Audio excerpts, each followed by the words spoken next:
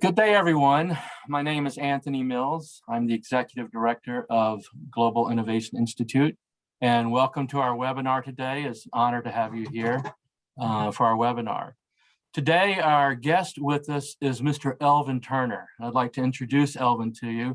Elvin is an award-winning innovation advisor, best-selling author, and associate professor of innovation and entrepreneurship at several business schools around the world. Elvin's clients include some of the world's most innovative organizations in the finance, technology, music, drinks, publishing, government, and nonprofit sector. Elvin helps leaders and managers develop innovation strategy, culture, leadership, capabilities, and processes that drive sustainable growth and efficiency.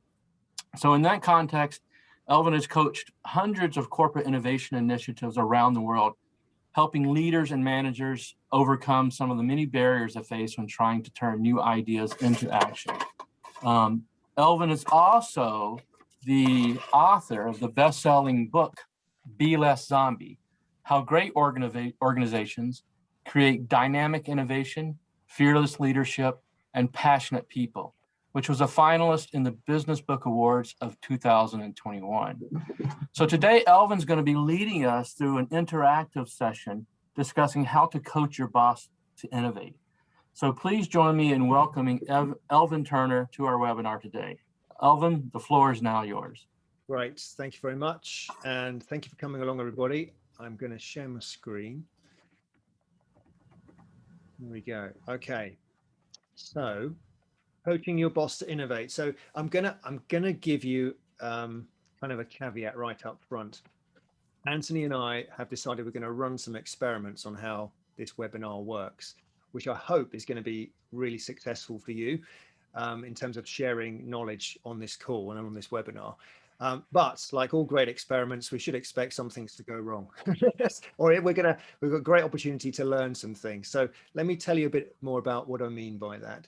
So I'd like us to think about today. I'm going to be leading the webinar. I am going to be sharing some stuff on some slides like you would normally expect in a webinar. But I would almost like us to think about this, to coin the phrase that Pixar uses, create a pop-up brain trust. So that whilst I'm going to share some thoughts around how you can encourage senior leaders inside an organization to actually turn on more innovation, you know, it's just my experience and in my research, everyone on here will have something else to bring. So I really want to encourage people to share what they've got. And there's a particular format that we're going to be using to do that. We're going to be using Zoom, as we all know now, and PowerPoint. We're using those now. But I've also set up a mural board. Now, if you haven't used mural before, it's basically an online whiteboard where you can go in and double click and create post-it notes and drag things around. And I've set up a board that reflects the content of my slides, and it's going to give everyone an opportunity to go in, scoot about, remind yourself of the content, and put in your thoughts, your questions, things you don't agree with, links to things that you think would be interesting, bearing in mind that this is about sharing knowledge. So let me just, I've created a little video if you've never used mural before to give you an idea. So this is the board that we're going to be using with some of it covered up. And what you do, oh, hang on, sorry, it's not worked. Let's go again. So you can zoom in, you can have a look at the content, you can drag it around, go in really close if you like. And then if you double click, you create a little post-it note, type your note, you can grab the edge, make it bigger, smaller, move it around. That's kind of all you need to know. But if you imagine yourself at 3 or 4 points in this webinar, we're going to have 2-minute breaks. We can go in, whiz around an area, leave some thoughts, leave some questions, leave some insights. And hopefully at the end, I'm going to leave this board open for a few days. People can go in and share your knowledge. So it's a different way of approaching it. I hope it's going to work. I hope it's going to be useful for you. More than just me talking, it's going to be a collective. So I'll share the link to that board in a few minutes when we're ready to go. And last point here, please be generous. We're here to help one another grow and help our bosses sponsor more innovation in better ways. So share everything that you have. Okay, so let's get started. So coaching your boss to innovate. This came about as an idea because in almost every single consulting or speaking or coaching situation I find myself in, unless it's the CEO, I often get asked, what are you doing with the boss? What are you helping the boss with? How are you coaching the boss? Is the boss going through this program too, if it's a leadership development program? And if you unpick that, often you find a level of dissatisfaction or disillusionment with the fact that I have tons of ideas. I get this stuff, we get this stuff, the person above me that is the blocker. And if only the light bulb would go off for them, we would all be doing much more innovation. And all I'm bringing today is some things that I've found that work, but every situation is different. Every person is different. And what I mean by that is if you go into any organization, you've got all kinds of different dynamics going on that affects the appetite for innovation. Where's the industry headed? Where are we headed in that industry? What's the stage of life for our organization? And where does innovation even show up in this organization? All of those factors will have an influence on the motivation of a leader to unlock innovation. Equally, every leader, every manager has their own stuff going on, and they've all got different levels of experience, the influence they have in the organization, the connection with stakeholders and their demands on that manager, the stage of career, hugely influential on the appetite to innovate, and down even to personality and other factors as well. And all that to say, it's, I would say, impossible to say, here's the 3 silver bullets to help every leader innovate. It's very much situational. And the kind of the principles that I want to share today are tools to help you encourage confidence for leaders to inspire more innovation, but also to think about your own role as a user experience for your manager to encourage them to lead more innovation.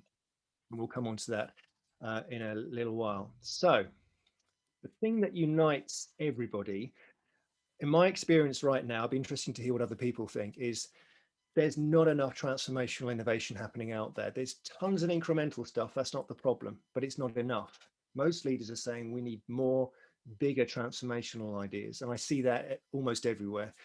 And pretty much everybody's dissatisfied with the level of innovation that's going on in all of the surveys that you read. So just for some context here, innovation is back at the top of the agenda. It kind of dropped off a bit for 2 or 3 years, but I think certainly in the last 18 months, for obvious reasons, innovation is now a big priority again. It's being under the microscope. People's business models are under attack. They're looking for new ways to stay relevant on an ongoing basis. I'm sure you've seen this before. It's the life cycle of a lifespan of an organization is shrinking every year. More reason to find innovation. And this point that I just made, I talk to leaders often, and they say, come and look in my big idea cupboard and how empty it is. We need more bigger disruptive ideas because they often come with high levels of competitive advantage and benefit. And yet, time and time again, you meet executives who say, what is going on here? Why does innovation fail to show up in the level that I want it to? It's not as if I don't ask loudly enough and often enough to people to come forward, but very little changes. So, what's going on? A couple of things. I think when you look at innovation, you can summarize it in most contexts as a fight. It's an argument with the status quo. The rules, the metrics, the measures, everything is in favor of the status quo continuing for lots of good reasons. That's not necessarily a bad thing in most cases, but it means that innovation finds it very hard to show up because it's proposing a different way of moving into the future. And even though an executive will say, and this was a real quote, I tell people they have permission to innovate and bring me these big ideas, but nobody moves. It's the common case in many organizations. And yet the cruel irony is when I walk around offices or zoom into offices, there is no shortage of ideas. People have tons of ideas, but the power of the status quo and the impact that has culturally shuts down the appetite to release ideas. And I talk about it in 2 dimensions. One, I feel there's this sense of creative constipation inside organization. The ideas are there, but I don't want to let them out because if I put my hand up for an idea or suggest something, several things could happen. One, I'll look stupid because everyone will just think that's crazy in this context. Or 2, perhaps most importantly, if my boss says yes, I just got an evening job because there's no space here to do innovation unless I find the time to do it. And there is no time. I'm already working at 120%. The other is creative indigestion. If your boss does say, yes, that's a great idea, I'm going to sponsor you to do this, it doesn't take long when the true magnitude of an idea starts to show up and the implications on the system and therefore the sponsorship that's required. Often ideas get shut down prematurely because there's a wobble factor. There's a sense of fear and risk around how this idea could influence what happens next. So the real question is, how do you break this cycle that is just endemic in so many organizations? We say we need more, we want more at one level, and yet leaders, I don't think deliberately, because of what they reward, because of what we measure, because of what we value, we end up closing down the very thing that we require. So I've got three themes that I want to share with you that are just based on things I've seen that work. Some of them you'll be familiar with, some perhaps less so, and I'd like us to use those as starting points to build the conversation. So the first thing, and I wish I'd discovered this sooner in my career, I really do, is help leaders see the how of innovation. What do I mean by that? Well, let me tell you a story. About 3 years ago, I was talking to the CFO of an Australian bank. Great new job, really excited about the opportunity to come in and do some transformational work. And she wanted a coaching call around innovation on what she should do in her first 90, 100 days. So we were talking through that, really great conversation. She got really excited. And at the end, she said, that's all great. That roadmap sounds brilliant. But what do I actually do on day one? How do I actually do this thing and get it started? What's the first thing I do? And I thought that's a great question, but a very interesting one, given the conversation we've just had. It's how do you actually get started? The second conversation happened very soon after. This was the CEO of a large media group you would all know the name of. And we were running a 2-day leadership development program. At the end of day one, the CEO says, can you just hang back for a few minutes after the session? So I said, yeah, sure. So we get chatting. And then when everybody's left, he cuts to the chase and he said, listen, we've got one more day of this training, but I need you to do a favor for me. Tonight, can you just write down the 10 things I need to do after this training? Because that's just what I need. I need an action plan. It was the how. Both of them were asking for the how of innovation. And what I've learned is the quicker you can help a leader understand what a journey of innovation actually looks like beyond incremental, the much faster they are to actually start to sponsor it. So let's get down to very practical details. What do I mean about that? Well, the first thing is when I talk about showing them how, let me just rewind for a second. Why this matters? Quite often, and you might find this as well, leaders have risen to a position because they've been really great at delivering the status quo and doing it well. You know, that's with no judgment. They really have done a good job. They've proven themselves in creating certainty around hitting certain KPIs. The reality is, in my experience at least, most leaders have never been on what I would say very effective innovation training that gives you experience beyond incremental. Lots of great sitting on beanbags, doing some design thinking, all great stuff, but it never goes deep enough around actually leading innovation. So what happens is you get people who are expected to know how to lead disruptive, more transformational innovation in certain environments, and they've never done it before. And it's hard for them to say that. And it's hard for them to, I find, receive training on it because they really should know this. So they think. And there is a big gap there, I think, which stops leaders from being able to have the confidence that they need to step into it. So for me, a map, what I call a map, is a really great starting point. Give them the confidence to show what it's going to look like. And there's a few things I would share here. The reason I put the copy of the book there is that this part particularly is taken out of the book. So the first thing, often innovation is seen as black box. You can't measure it. There's no beginning and end. It's all fluffy, often based on previous experience. And what we're doing here is saying that is not the case at all. You can absolutely have frameworks for measuring and managing innovation just in the way that you do with any other function in the business. Innovation is no different. And here is a deliberate choice you need to make around the processes, capabilities, resourcing, culture, and leadership that's required in order for innovation to show up. Just like we would any other part of the organization, here are some dependencies. Next to those dependencies, here is a simple idea development process. So many organizations still don't have an innovation process. What do I do with this idea when I have an idea? Who do I take it to? What happens next? It's so common that that still doesn't exist. So to show a leader, here's the process that an idea would go through, with gates at each point, points of entry moving forward, metrics all the way through. Again, it confers another level of reliability and stability and manageability. Equally, let's not mush all innovation together, because it's not all created equal. Most of what you do ought to be incremental, keeping today's fires moving.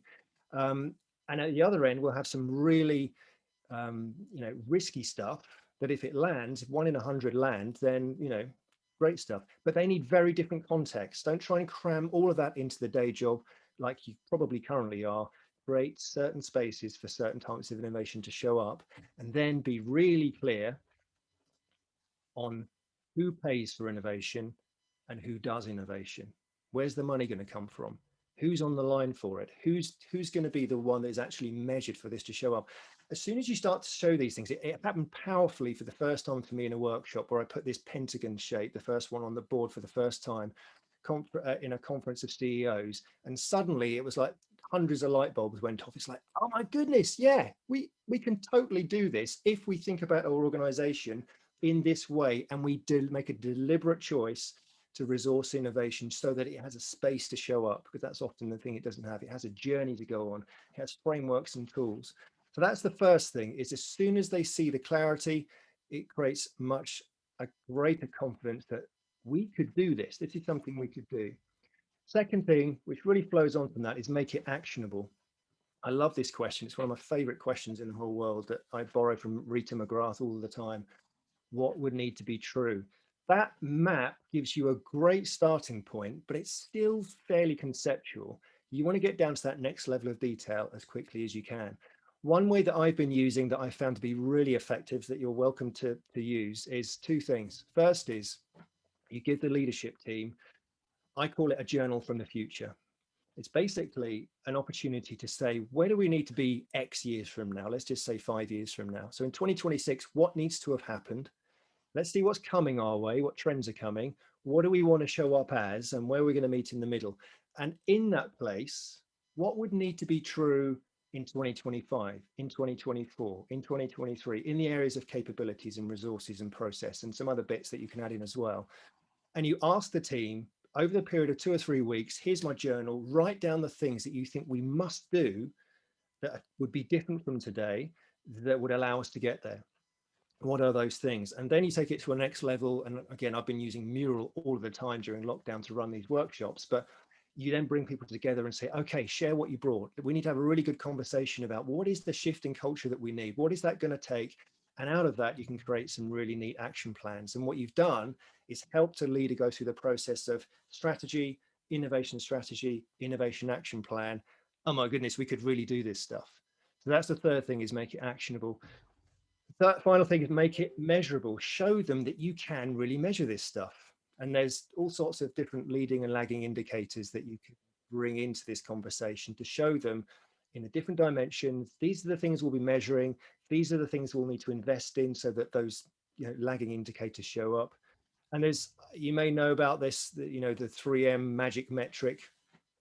What's the metric that causes it all to snap into place behind it, or at least is a huge influence in it? If the leadership team, like 3M, are on the line, or on the hook for delivering 30% of revenue every year from products and services that weren't even in people's imaginations 4 years ago, that demands a certain portfolio of innovation to show up, which requires a certain culture, certain processes, certain resources. And therefore, the leaders need to make sure that those things are now priorities. So making a map, make it actionable, make it measurable. And these are all things that anybody can start to bring into conversations, ask questions about, to help leaders to make that first step. So I'm going to take a quick pause there and invite us now to go over to the mural board. So I'm going to stop sharing, and then I'm going to put a link in the chat that we're all going to click on. Now, if you've recently joined, you need to know that we're about to run an experiment, and I have no idea how well it's going to work. But let's see. It's fun, isn't it? Right. If you click on this link, it's going to take you to a website called Mural. And as you come in, it's going to ask you if you want to add your name. It's going to assign you a random animal. I think it's a sea creature. And you'll come in and you'll see 4 circles in front of you. First thing I suggest you do before you do anything else, don't go scooting around. Go to the bottom right-hand corner where you'll see something that says Zoom settings. Click on that button, bottom right-hand corner, Zoom settings. Click on it and make sure you've selected the right kind of mouse that you're using. That will make your life a lot easier. So then you can use your mouse to zoom in, zoom out. You can go and look at the content as close as you like. You can also, if you just come over, if everyone comes over to this first circle that's open, the one that says context in the middle, if you double click, it allows you to create a post-it note, and then you can click on it and drag it around. So this is just for practice. Have a minute or two just practicing moving around. While you're doing that, I'm just going to reveal these gray circles are actually. Let me just jump in real quick. So everyone, if you're not there yet, you need to pop open the chat window and go in the chat window and click the link that's showing in the chat window from Elvin. And that will launch this web page on your browser, and then you can jump in as one of these animals. Go ahead, Elvin. Okay, good. So the idea is that we're going to do this 3 times. So if you go into this, the second circle that I've just uncovered that says number 1, help them see how, you'll just see snippets from the slides that I've just shared. What I'd love us to do is, if any thoughts, ideas, nuggets of information, tips that you would share in that context around helping a manager see how this stuff works well, create some post-it notes and drop them in the second, the bottom half of the window. And what we'll do at the end, if we get some great content coming out of this, we'll share it all back in some other form. So take a minute or two to familiarize yourself with it, and then start to populate box number 0 and 1, or circle number 0 and 1, with some post-it notes as you see fit. Don't worry, you can't break it. You can't drag anything off and lose it. It's all just completely locked down. And hopefully we'll get some good kind of conversations happening. We're only going to stay here for a minute or two, and then we're going straight back to the slides, and then we're going to carry on. I'm going to leave this open. So if while you're listening, you want to dip in and, a thought comes to you that you want to put down, then do that too. Don't worry if it goes wrong. This is for you. You can just retype your post-it note. My son is actually in the background. If something goes terribly wrong, he's going to sneak in and help you, but you probably won't need it.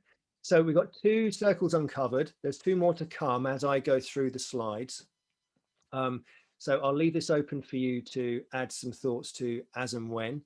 And I'm going to head back now to the slides. So you're going to have to jump between the browser and the Zoom. You could just come and go as you please. So let's. So to put an entry in, they double click, and that creates a new post-it note. So let's have people start, putting some thoughts and ideas in there. It's kind of like a brainstorming session, if you will, about what you see as important points around these areas.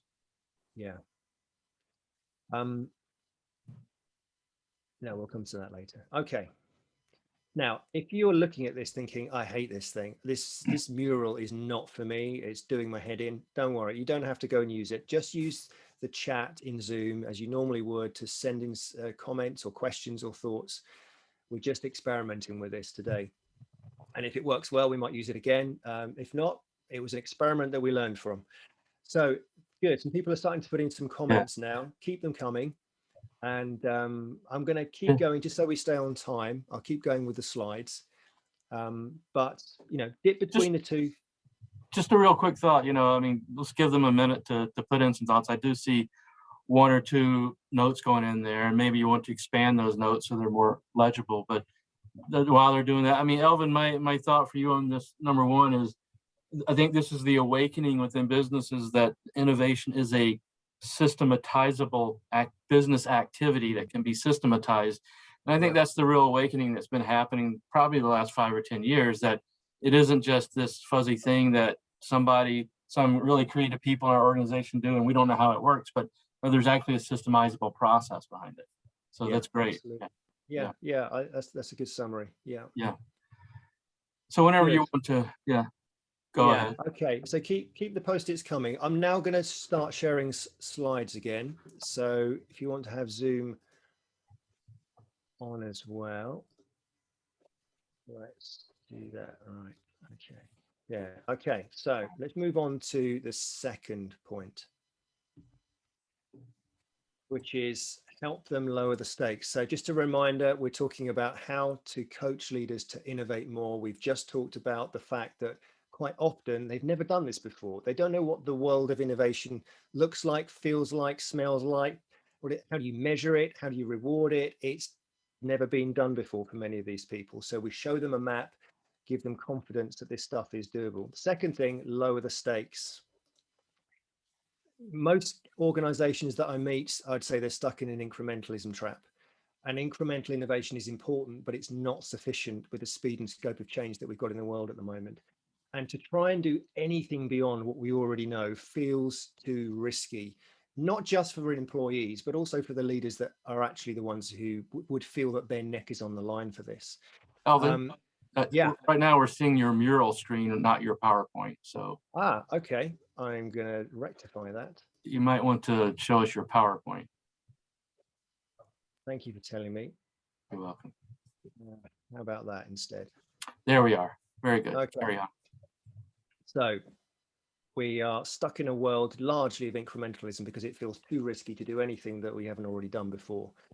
And this is the question that I'm often asking leaders these days is, am I playing it safe or am I making it safe? Because if it feels too risky, well, usually leaders, senior management have some levers of control to choose to create an environment which is, to use common parlance, psychologically safer, where people feel confident that if I try something new, if I propose something new, I'm not going to be penalized for that in any way.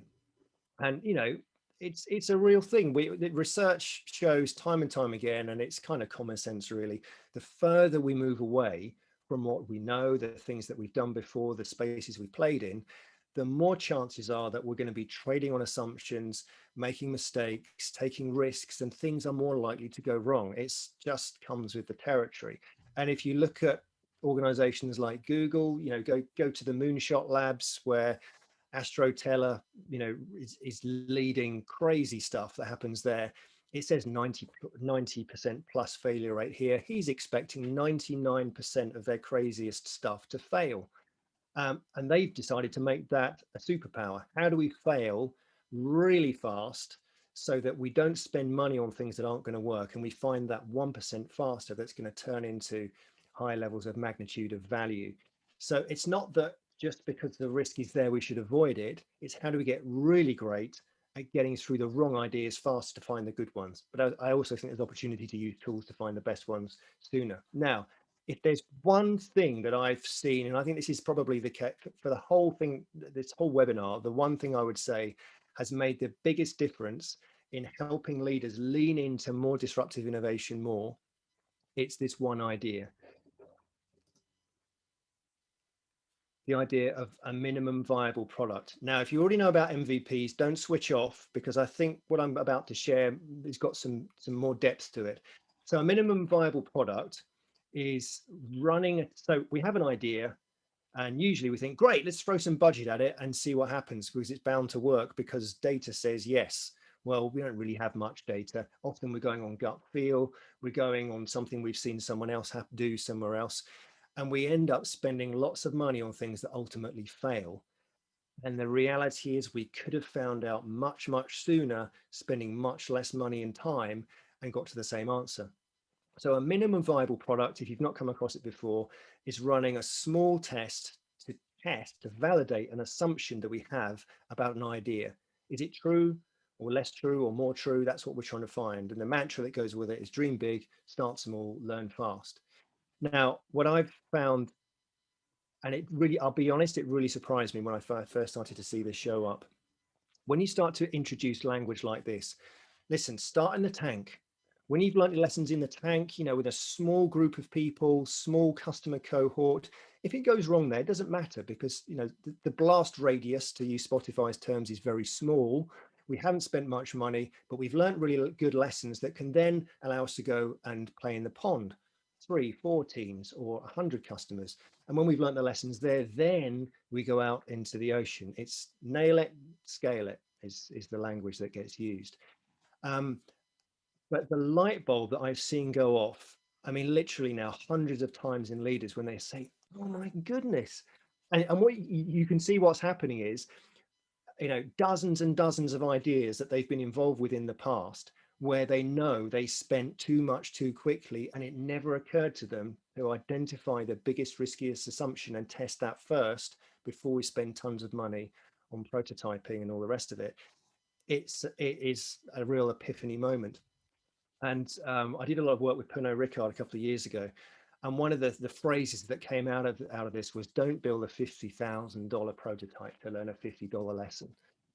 And that's the truth. And that suddenly makes innovation, more disruptive innovation, so much less risky. Because now, well, $50, $100, $1,000, in the big scheme of things, that's nothing to learn whether something is actually something we should bet. So suddenly you have individuals and teams who feel confident to lean into trying things because they know the stakes are much lower and the opportunity for punishment is reduced. So this mindset that I try and encourage as quickly as possible is the minimum viable product mindset. Start small, dream big, definitely encourage big dreaming, but then what's the smallest, least risky starting place? A quick story, I did some work with Sony Music. They had a 4-year leadership program that ran every year, 60 people a year, basically put them through innovation boot camp, teach them the tools, and then they have to do a Shark Tank experience and pitch for money for their idea. One example of this was early days of Spotify, well, about 5 years ago. Someone said, let's get Spotify on planes, and a version of it that Sony had. And their first instinct was, right, we need a plane. So we're going to talk. So their pitch to me was the pre-pitch. Let's go. We're going to talk to an airline. We're going to get on some planes. We're going to install some really lo-fi tech because we're doing MVPs, minimum viable products. I think, wait. Hang on. You're not going to do any of that. First, who do you talk to in an airline? You've got so many stakeholders involved here. Security, getting on a plane, software. Come on, let's get real. This is what you're going to do. And we ended up getting them to go back to the Sony offices and turn a meeting room into an airplane, rows of seats, and act out what they wanted to happen on the plane just to see what happened. It was the minimum viable experience that we could imagine. And lo and behold, within 15 minutes of trying this thing, the thing just fell to pieces. It obviously wasn't going to work. And it had nothing to do with the technology on a plane. It was all sorts of other logistical stuff. So we ran this program. And this is why I'm telling this story, because what happened next was a game changer for the 4,500 employees in Sony Music after this. Doug Morris, who was the CEO at the time, was being pitched these ideas at the end of this 6-month program, and he literally ran up to the stage, grabbed the mic from the person that was introducing and said, oh my goodness, this is the stuff I've been waiting for 30 years. What's happened? And of course, he got told the story of what we've been training people. And suddenly everybody's attention is on how do you run experiments so that we can try stuff that's more disruptive without getting our fingers burnt. So this is the key here. Low risk, high learning experiments that create data that then give leaders confidence, because what you're doing is coming with a recommendation. We ran 3 or 4 experiments. The data seems to say this. Can we now have some budget to go to the next level, rather than, we got this idea. We think we need 100K. Can you give us some money for a pilot? It's the wrong way round. And when leaders have this light bulb moment go off, their desire to want to sponsor Innovate, in my experience, goes through the roof. I've also got some side benefits here. I'm just thinking about time. I'm just going to leave these because they're actually on the board anyway. There are many side benefits to this approach as well around business rigor, objectivity. Bosses shutting down ideas too quickly because we've got data that proves otherwise. And again, it comes back to this. At the end of this program I did with Pernod Ricard, this was the mindset shift that had happened. It was, don't bring me ideas, bring me experiments. Bring me some evidence to show that the idea that you have actually has some legs, and then we'll talk about money, and then we'll talk about investment. And it was training the people to give confidence to the leader to lead the innovation by encouraging them to be data gatherers, experimenters with emerging ideas, many of which won't be right. And it was good practice for them to go through that process. So, okay, lots of words. Let's head back over to the mural board, because I know that this is an area that lots of people have a lot of experience in. And I'm keen to see what else people have got to add to this conversation. So I've just unlocked the third circle, which is number 2, help them to lower the stakes. What are your thoughts on that? What's your experience? Because MVPs, experiments, they've been around for a few years now, admittedly more in some companies than others. How does it work for you? How have you seen it work well, particularly in the context of it giving leaders confidence to step forward, or not? Where has it backfired? I know in some cases where the MVP language has come in and the approach has been taught and it starts excellent, really great experiments, really great data. And then over time, people realize, actually, if I just throw the word MVP at the beginning of my slide deck, everyone thinks I've ticked that box, but actually I didn't have time to run any experiments. I think we should just go with this. And I'm not saying this happens everywhere, but I've certainly seen the brand of MVP actually get tarnished. And then people start to doubt whether an MVP really is an MVP. And so you got to be careful with this stuff. But when it's done well and it's coached well and it's taught well, people tend to lean into it, and leaders feel much more confident about sponsoring a level of innovation that perhaps they wouldn't have even considered before. So let's have some post-it notes. I can see there's some that have come up between sessions on the first one. So let's have a look at some of these. Yeah, looks like some are coming into the second one too. And I'll just add, while they're putting some in there real quick, that in my experience, the most innovative organizations are ones that are relentless experimenters, or relentlessly experimenting. And to be honest with you, the more quick and dirty and low res they can learn something from, the faster they can do this. But even you look at Amazon, they're experimenting with drone delivery or sidewalk drones, and to them they can invest a little bit, but it's all just an experiment to learn. And so this whole idea of relentless experimentation is really how we poke and prod at the future and push our way forward into the future and figure out what's going to work and what's not, and learn lots of things that eventually lead us to the big winners that move the needle. So the experimentation part to me is a huge part of the innovation journey. Good, thank you. Yeah. Now, if you joined recently, I've heard a few people ping in. Go into the chat. There's a link there that will take you to a mural board. And on that board, we're sharing ideas, our own experience, our own thoughts, and what we've learned in these 3 themes that I'm sharing. So in the interest of time, keep going. I'm going to now move on to the final section of my talk. Let me just share my screen again. To make sure you get your PowerPoint. Yeah, there we go. Very good. Okay, so show them a map, make it clear. The second one is around lowering the stakes, because that's often the big one. The third one, and this is a less obvious one I've seen, but equally powerful, is help the leaders have the right user experience. What do I mean by that?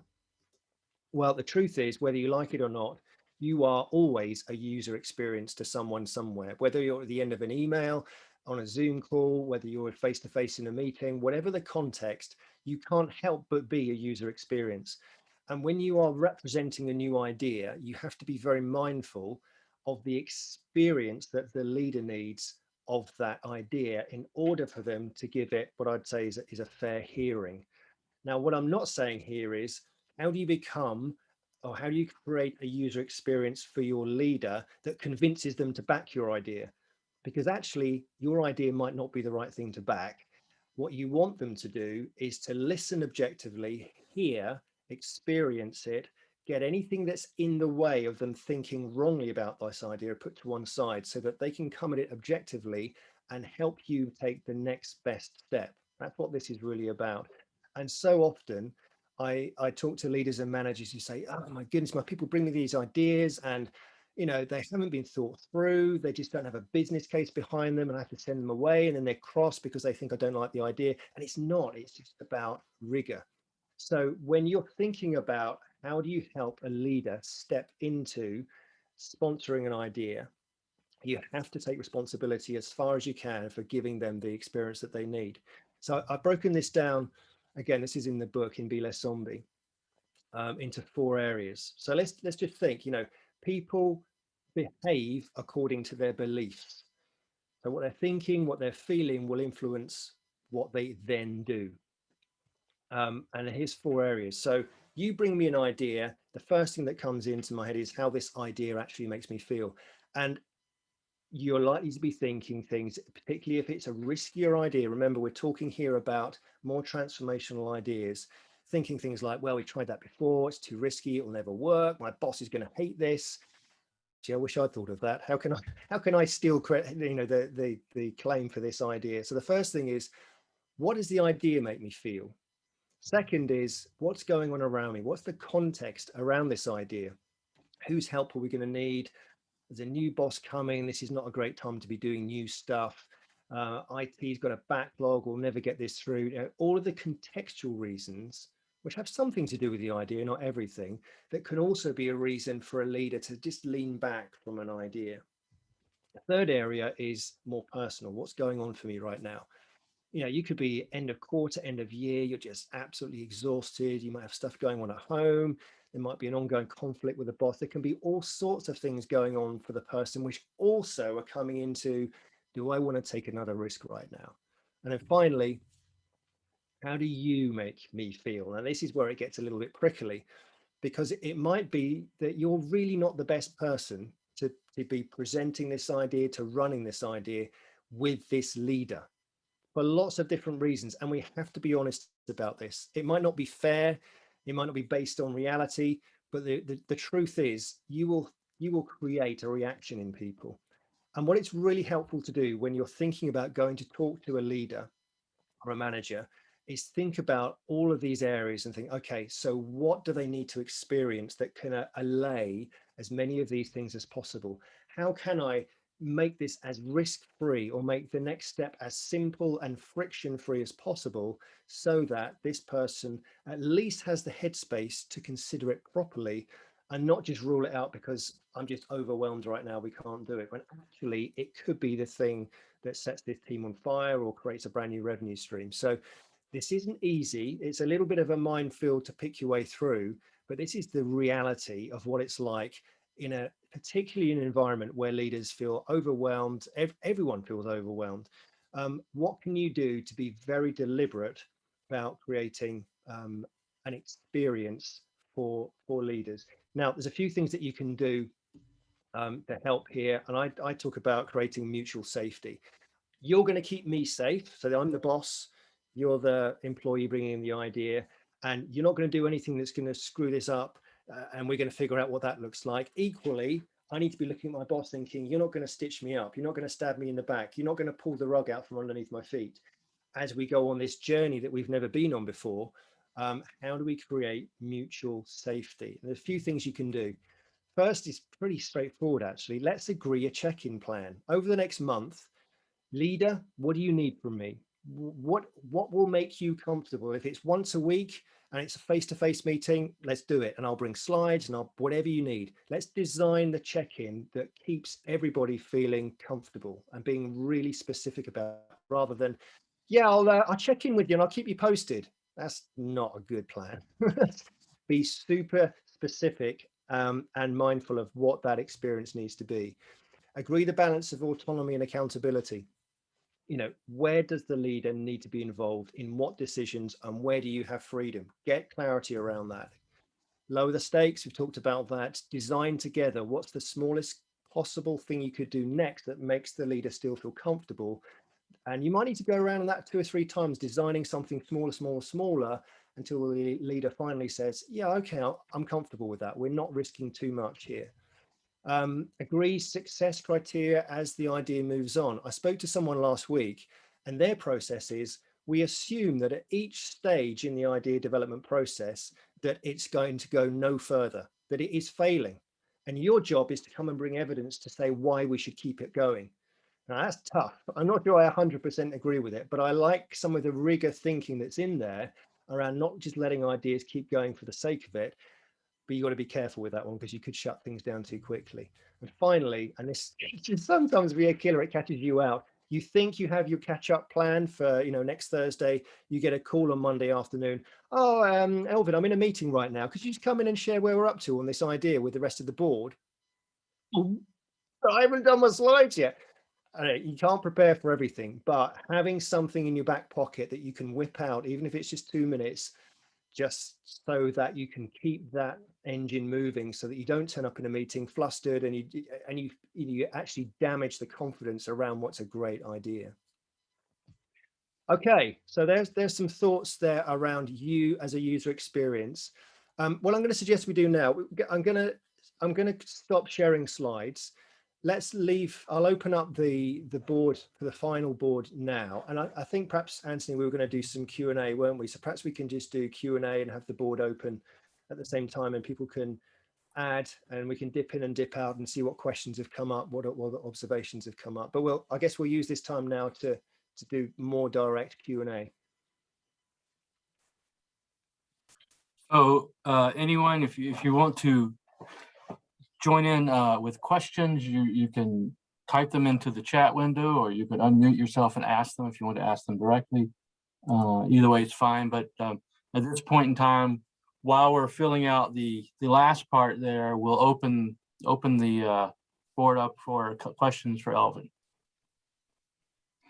And I think that's an excellent point. That last point, Elvin, is really help them have the right user experience. And, I think that's where, as individuals, exercising the right diplomacy in the organization, building the right relationships and having the right rapport with people and demonstrating excellence in our own work, it really, I guess, it creates a bank account for us that we can draw from when we do present an idea. Now we have some credibility and some rapport. And, I say that because we love the Mavericks, right? And the Rebels, but Rebels and Mavericks sometimes are good about burning bridges and hurting relationships. And this is where it's good to keep the good relationships. So when you do have these transformative ideas, you can get some people on your side to support them. So that's important too. Yeah. So here's a couple of questions in our chat window now. One from Barbara. How do you know if you are or not the right person to present an idea? Yeah, again, this is why I'm saying these are principles rather than hard facts.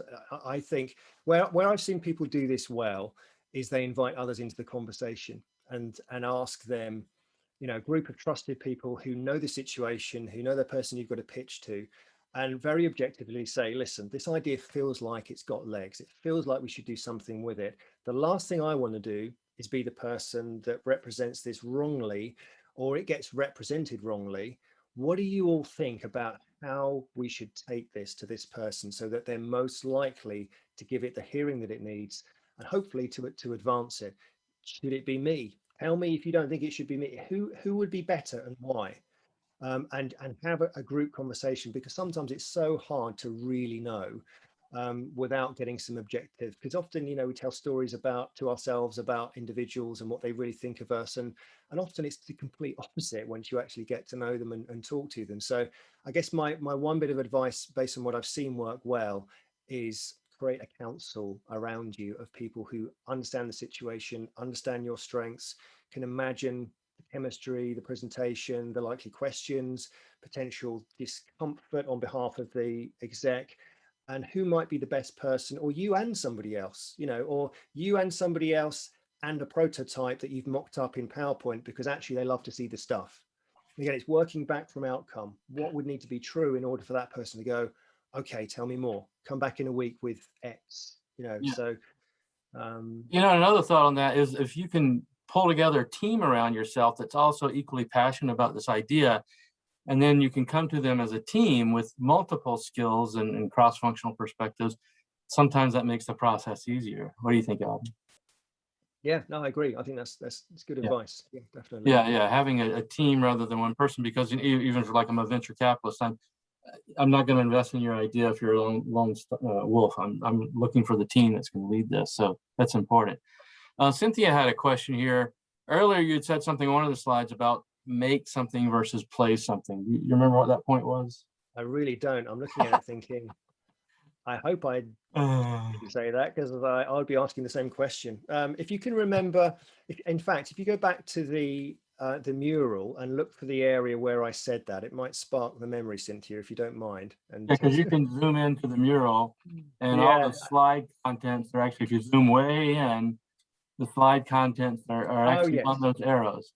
Thank you, Steve. Playing it safe or making it safe. Yes. So this is culture. As a leader, playing it safe, I mean, I'm not taking any risks, and I'm not going to create an environment around me where people are allowed to take risks, because ultimately there is failure attached to that, and I'm not wanting failure for all sorts of different reasons.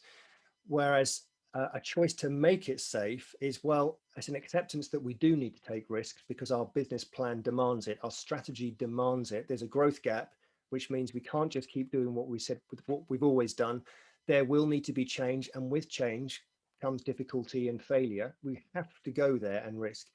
So my responsibility as a good steward in this organization, both for the present and the future, is to create an environment where people feel safe to bring ideas, to challenge convention, the status quo, and for me to sponsor ideas, for people to know when they come to me, I'm not going to judge them, I'm not going to punish them if things go wrong. So it's a choice between sitting back and pretending that I don't need to take responsibility for this, and actually leaning into this starts with me.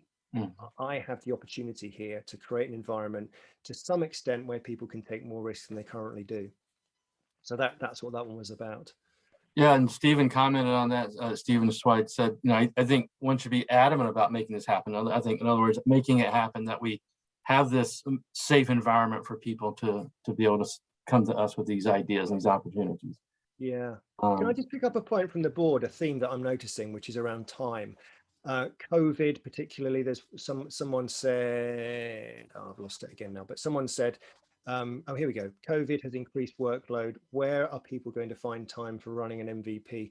So I'm having some really interesting conversations with some companies at the moment, and they're recognizing the need for more innovation. And it's usually with leadership, senior management teams. And I'm talking to their employees, and everybody's saying there is no time. We're stuck in this loop of need innovation, but we need the time, but there's no time to do the innovation. So what are we going to do? And my recommendation to everybody when designing an innovation strategy is make the first thing you do is innovate on how time is spent inside the organization. Because if you don't fix that, you're not ever going to have the innovation that you want. And unpicking how we use time, where we use time badly, where, so I'm going through at the moment an organization, we're looking at the processes that are the biggest points of friction, the meetings that are not just time expensive, but emotionally expensive, the emails that take up, it's not difficult to identify the things that take up most time and then use those as a point of focus for innovation at a team level and at an organizational level. And it's rare, even in these times, it's rare that you can find a team that isn't able to find 10%, in my experience, more time, because they make some different choices about how they choose to engage and run meetings even. We're pretty lazy in meetings quite often. Or we don't call out, listen, I feel like I've added enough value to this, I'm going to leave now, and I look for the minutes, half an hour gone. Most people won't do that. There's a cultural innovation that we need to call out here as well, I think, around if we really want to innovate, we need to take a more of a stewardship mindset on what's the best use of the time that we have around and how we're going to innovate around that on repeat. And I think it's always the biggest blocker to innovation. We don't have time, in my experience.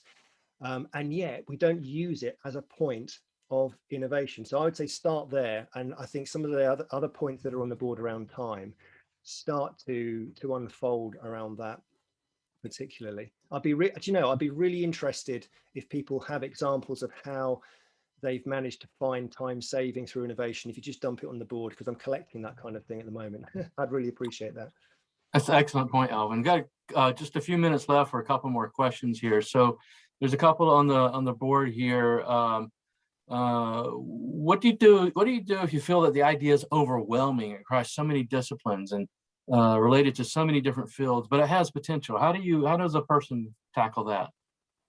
I think, well, first of all, I think it's identify what's the fundamental value that this creates and get a level of sponsorship around this is a great question to solve. We don't know how to solve it yet, but if we could solve this question, it could potentially unlock a lot of value. And what you're trying to do at first is gain traction around the question and the opportunity, and then start to build a coalition around, okay, now let's figure out how we move forward on this. Don't try and solve it yourself. We talked about it earlier, getting a council of advisors around something. Things like the example that's being shared here, trying to solve complexity on your own is the best way to kill it, I think, or at least slow it down. It's about finding good brains who can help you break this down. And it's not exactly the same, but again, I'm working with an organization at the moment who've just adopted the basic discipline of process mapping. And it's been transformational for them because they've sat back and looked at their world and said, I wish we could fix this giant problem that we never are going to be able to solve because we'll never have the IT budget to do that. We map the process and you start to break that the problem actually breaks down into 15 smaller problems. Now it's still one big problem, but what the team were able to do was say, there's a third of this we could solve ourselves, but because we'd never visualized it, we never knew that there was a problem there to solve in that way. So I guess there's two ways. One is get further input on it and get a team of innovation, question, solution space designers on it. The second one is actually explode the thing into its component parts and see, actually, is this a collection of smaller problems or groups of problems that are easier to solve than looking at it the whole and thinking, I don't know where to start on this thing. So Okay. that would be one thing I've seen. I don't know about you, Anthony, if you've got some thoughts on that. No, I think you're right. I think mapping out first of all, breaking it down. Okay, here's the overall issue, challenge, opportunity, whatever. Break it down. What are the problems we have to solve? And if you can map that out visually, with cards or process flows or whatever, and make it visual, and then really map it for everyone. You're absolutely right. That visual mapping of breaking it down is going to really help us understand the scope and the steps involved. So you're absolutely right.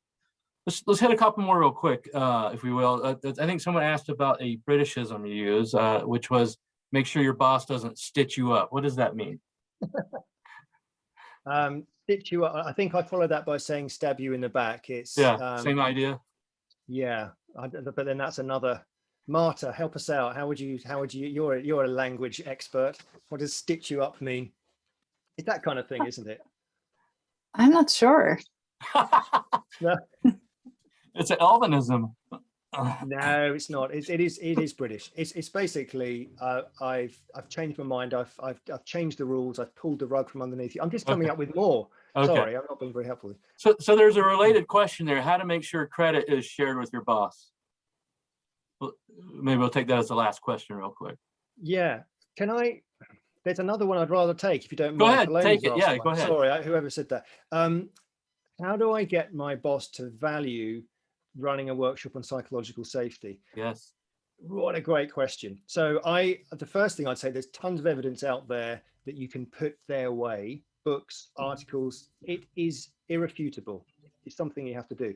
One thing that I've found that can really help is just to ask a simple question amongst the audience that you think is aimed at, and ask them on a scale of 1 to 10, would you feel safe to take a risk beyond something that we do today? And don't ask why, just get a number, a data point. And it's like an MVP, a small experiment to then take to the boss and say, it's really interesting. I've been talking to our team about, we need to innovate more and and for some reason people don't feel safe to take risks. I think it's something we should explore and unpack, don't you think? It's not threatening them. It's asking a question coming from a place of curiosity that is trying to solve something that we all want to do. And it's in no way saying it's your fault. It's maybe we should look at this. Maybe we should try and understand why people don't feel safe, because it actually might not be about the boss. It could be something completely different beyond the boss, about the environment here. And I feel very safe with you, but let's at least start the conversation. So polling opinion asking people, how do you feel? And sharing that can often be the simple starting point that you need. Very good. The thing I'd add to that, and the thing we really talk about at Global Innovation Institute is, as part of building the right culture of innovation and create the right environment for innovation, part of that is getting all of our executives, from the very top down, to agree to creating a safe environment for ideas. Because, we can have a little enclave that feels safe, but if the broader organization doesn't feel safe, then that may limit how far we get with things. So we really want to start with our leadership and how to ask them the question, how do we make your entire organization a safe place for these ideas? If we can get to that point of maturity and capability where our whole organization is a safe place for this, eventually that will permeate through the organization. That will help a lot. Yeah. So with that, I think we're out of time. I just want to thank you so much, Elvin. We really appreciate your time and sharing your wisdom and knowledge and insight with us today. It's been fantastic and wonderful. And we're getting thumbs up in the audience. And on behalf of Global Innovation Institute, I want to thank you all for coming and participating and helping with this mural here. As you know, Global Innovation Institute is the world's leading certification and accreditation and membership organization innovation. And so we try to bring this value out every month with a new speaker with new insights about innovation. We hope you get a lot of value out of this. To wrap it up, we will be sending out a recording of this presentation to all of the registrants, everyone who registered, along with a copy of Elvin's PowerPoint deck. And Elvin and I are going to put our heads together the next day and figure out what we do with the mural and how we can capture that and maybe reflect that as well. So with that, thank you so much, everyone. Have a wonderful day. We'll talk to you later.